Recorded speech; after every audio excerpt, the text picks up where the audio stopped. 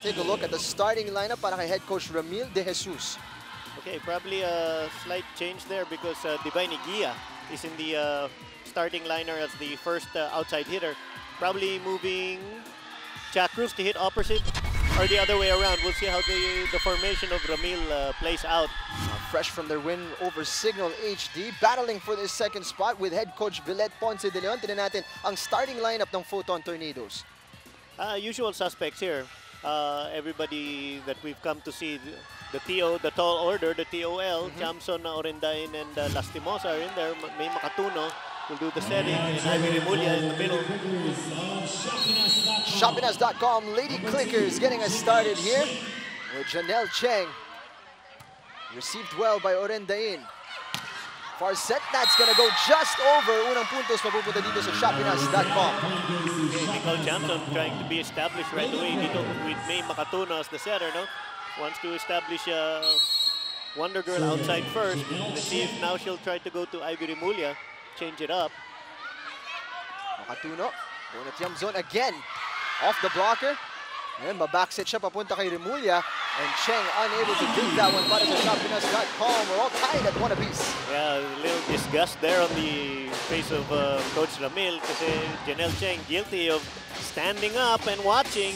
And this Ultra Fast Spike is brought to you by PLDT Home Ultera, the Ultra Fast LTE for a happy family. Remulla's service. Cheng is a setup dito. Quick hit. Lastimosa off the block. Paning is there. Bortes set, looking for the off-speed hit. Masyado lang mahina. Didn't cross the net. Nagalangan to si Divine Igia. Didn't really get a good full head of steam at it. Kaya he had to go off-speed. Medyo hindi umabot sa net. Cheng setting up Chuck Cruz. Soft hit. Remulla's there. Araneta is a setup ang hit ni Tiamzon. Cruz again, off the blocking, in for Photon Tornadoes. Yeah, little campfire coverage there by Shopinas. Coach Ramil here telling Jack Cruz, hampasin mo. Don't hold back. Yeah, and she's dipping her elbow is bent, so that means she's making contact with the ball a little lower than she should. Kasi kaya niya ibabawan yung blockers niya eh. And even if she does get blocked, ang tapo ng bola, mataas, hindi straight down. Just a bit of adjustment from Chuck Cruz in terms of her technique, but Shopinas closing the gap, 3-2.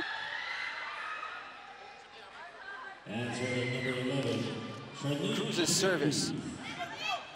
Reception is decent para sa Photon Tornadoes, and just in front of the libero there, and Photon getting their fourth point. Libero General just not facing her hitter, kinda in the shadow of the bat, didn't get a good read on the ball. Sayang yun, dahil hindi naman ganun kalakasan yung palo. Bam Lastimosa really came alive in the second round of this PSL. Strong hit mula kay Steph Mercado. Celebrations mula sa Shopinas.com. Yeah, May Makatuno, walang magawa doon kay Paning Mercado. Inababawan talaga ni, as you can see, inibabawan ni Paning Mercado. This Ultra Fast Spike is brought to you by PLDT Home Ultera, the Ultra Fast LTE for a happy family. Bortes service. Lastimosa receives. Tiamzon finally getting some success from that far side.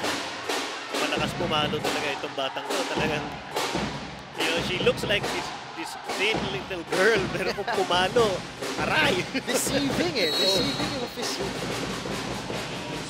She generates a good momentum through technique. It's a good point to point out to all the aspiring volleyball players out there. It's 3/4 technique. The power comes when it comes. So absolutely, for all those, it's not all about the natural talent and physique that is given to you, as Mercado gets another point here para sa Shopinas.com. So far, the scoring back and forth here. You expect it to be a tight game, so much on the line. All these players have been playing a pretty tight schedule, kaya when they hear the word pahinga, medyo ginanahan. Araneta was anticipated there. Cruz from the back line. Yeah, better technique there from Jack Cruz. She got her arm up. Quick hit working para dito sa Photon. Makatuno setting up Araneta for that one. if Jack Cruz is gonna hit from the back row, parang if I were the coach, I'd be telling her, kanto-kanto. Huwag mo paluin diretso. Tsaka libero yung nasa gitna. Of all the people you don't wanna pass to. Hit there off the block. Looking for that far side. Orendain gets the point para dito sa Photon Tornadoes. Yeah, Divine Igia caught in no man's land. She committed to the drop ball. If you can see her here behind the block, tamo, she's already past the attack line. You have to start behind and work your way forward. Remember, in this game, kailangan mag-react ka, hindi ka mag-anticipate. Photon back set. Right into the hole in the middle of Shopinas.com. They extend their lead to 8-4. And that will take us to our first technical timeout. Photon Tornadoes, mas mabilis ang kanilang umpisa dito kontra sa Shopinas.com, giving them this 4-point advantage in that last one, courtesy of Remulla. Beautiful hit right down the middle.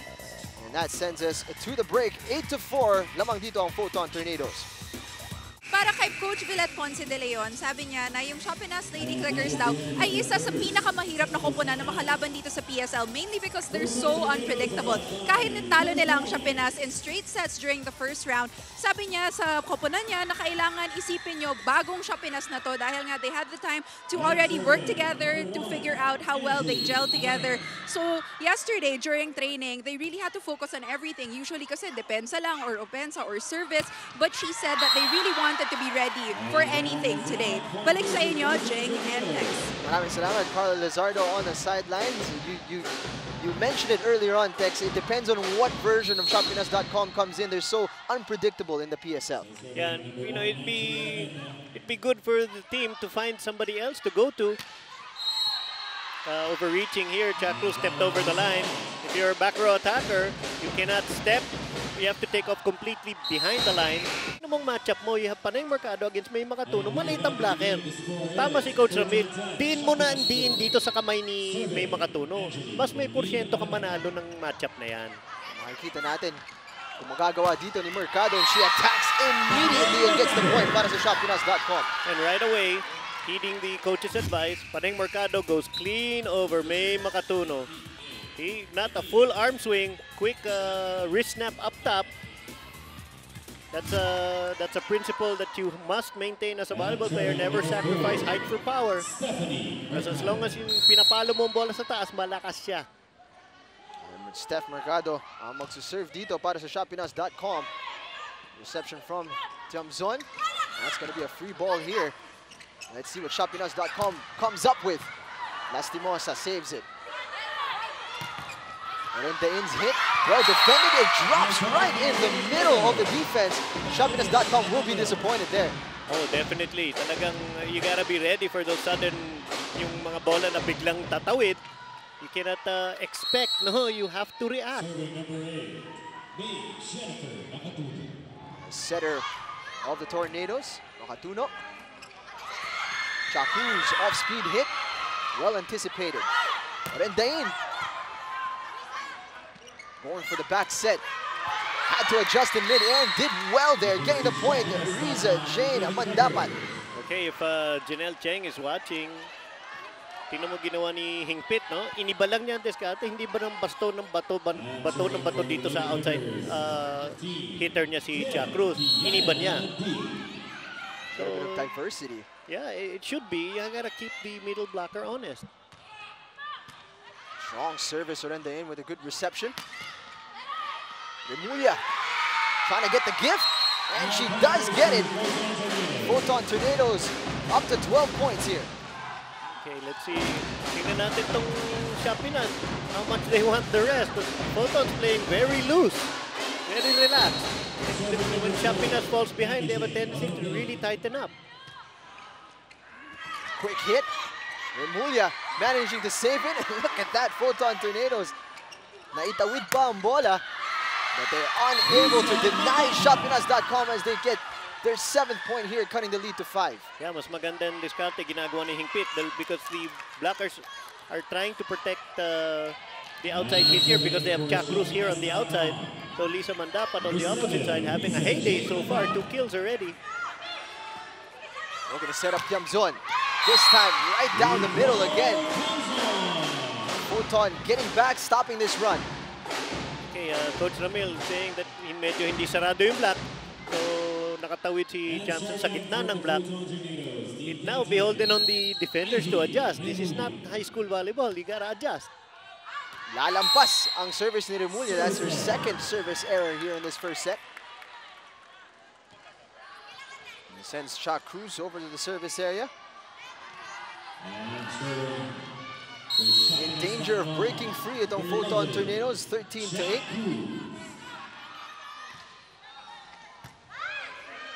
Reception by Lastimosa. Araneta breaches the blockers and in cross-court hit. Medyo overcommitted ang blockers ng Shopinas dito sa line shot ni Araneta. You gotta cover her cross first, make her hit line, and have General cover on the sweep. Lead back up to 6. Lastimosa's service. And Pitts is set up dito si Mercado. Slight deflection off the blockers. Back. Set there. Muntiga na, makalusot. Mercado sets up a hit. Lastimosa.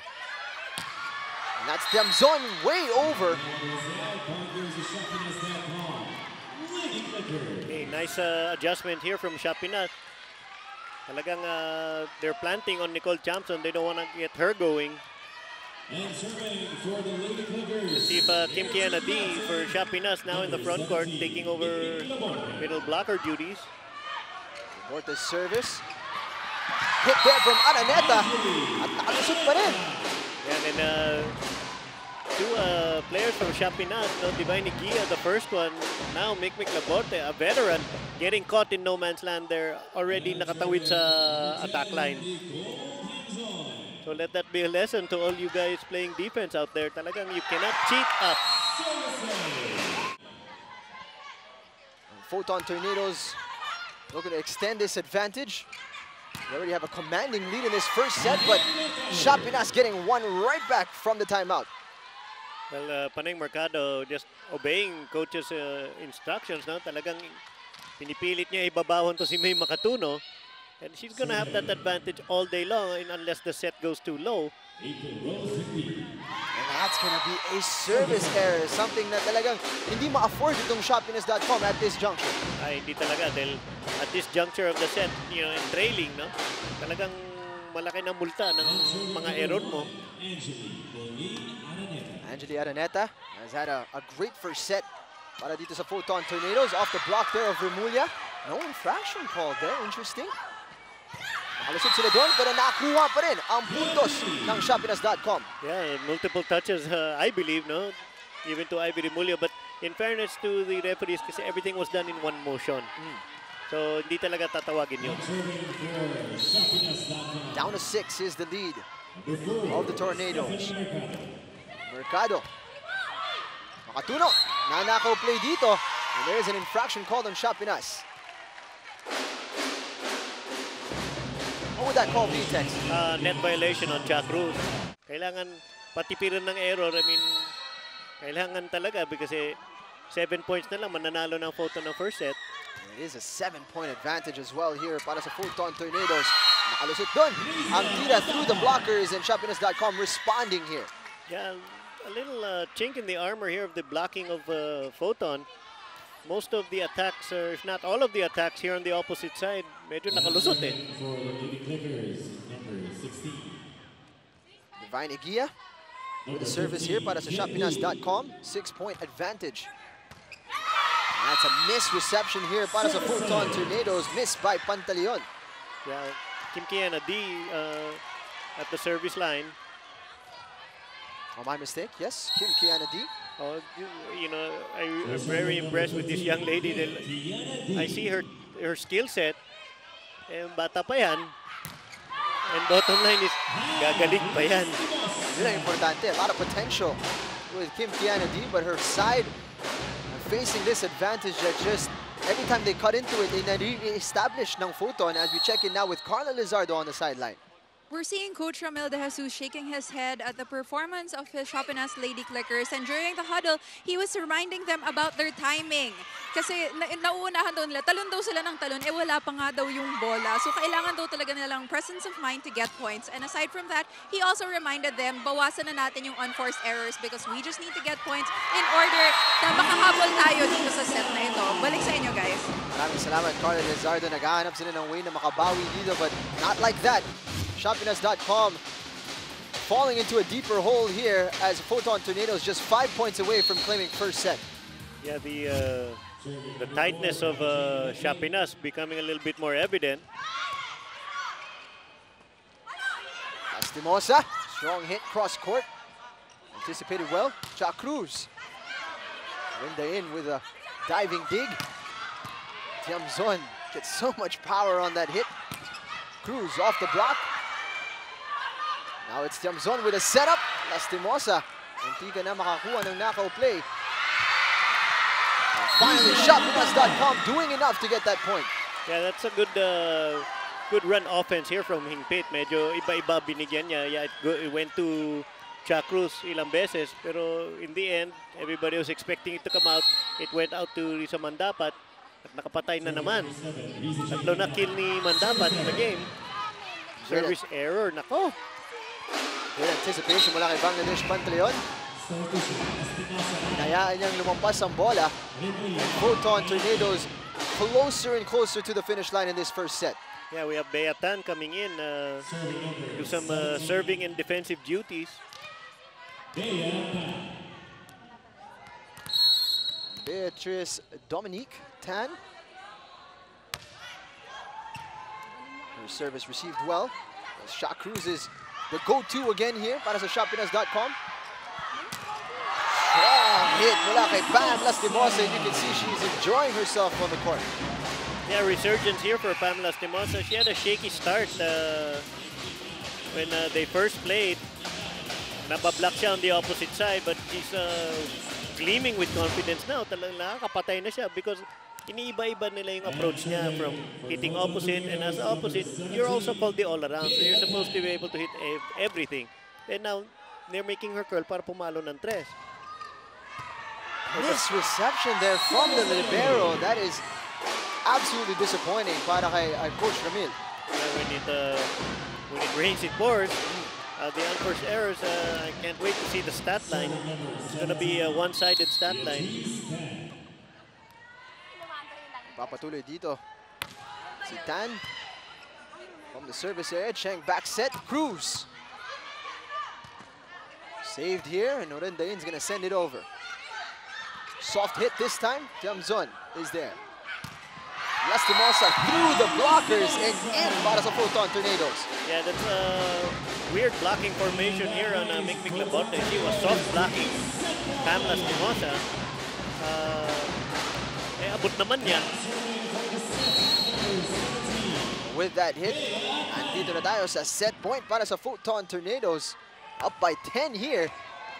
Great service, and she's gonna get it off the service. Ace 25-14. Photon Tornadoes, a commanding start to this really important game in the elimination round.